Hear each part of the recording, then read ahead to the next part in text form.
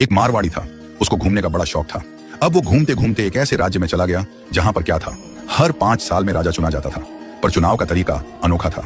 एक हाथी आता सूंड में माला लेकर और सबके बीच घूमता था। जिसके गले में वो माला डाल देता वही राजा बनता था।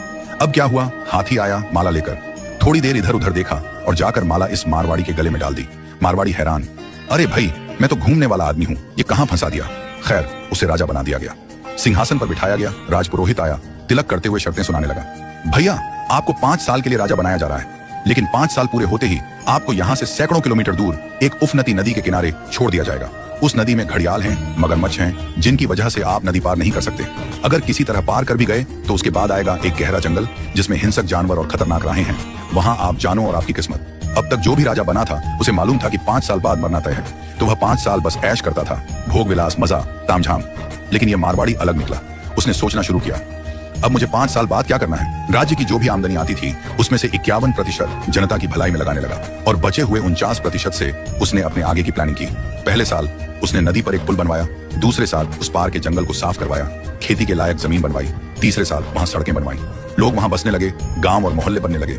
चौथे साल एक छोटा सा महल बनवाया जहां वह आगे जाकर रह सके। 5वें साल अपने जीवन भर का खर्च, जरूरी चीजें, अनाज, सब कुछ वहां स्टोर करवा दिया। अब 5 साल पूरे हो गए। परंपरा के अनुसार लोग उसे ढोल नगाड़ों के साथ विदा करने आए। लोगों की आंखों में आंसू थे, कहने लगे ऐसा राजा हमने पहले कभी नहीं देखा। वो राजा था मारवाड़ी, शांत मुस्कान के साथ सबको प्रणाम किया और उस पुल पर चढ़ गया जो उसने खुद बनवाया था। लोग अवाक रह गए। हजारों राजा आए गए, मारे गए, लेकिन ये पहला राजा था जो भवसागर को पार कर गया। कथा का संदेश, हम सभी इस धरती पर सीमित समय के लिए आए हैं। ये जीवन 5 सालों की तरह है। जो इस समय को मौज में घमवा देता है वो अंत में उस भवसागर में गिरता है जहां मगरमच्छ, घड़ियाल, दुख और पीड़ा है। लेकिन जो जीवन का उपयोग अच्छे कर्मों, जनसेवा और प्रार्थना में करता है वो इस जीवन से परे उस पार पहुंच जाता है। तो आज ही से भवसागर पार करने के लिए अपना पुल बनाना शुरू कीजिए, ताकि जब आपका कार्यकाल समाप्त हो तो आपको भी सीधे ठाकुर जी के पास बैकुंठ में वास मिले और आपके अच्छे कर्मों की वजह से आपको हमेशा के लिए याद रखा जाए।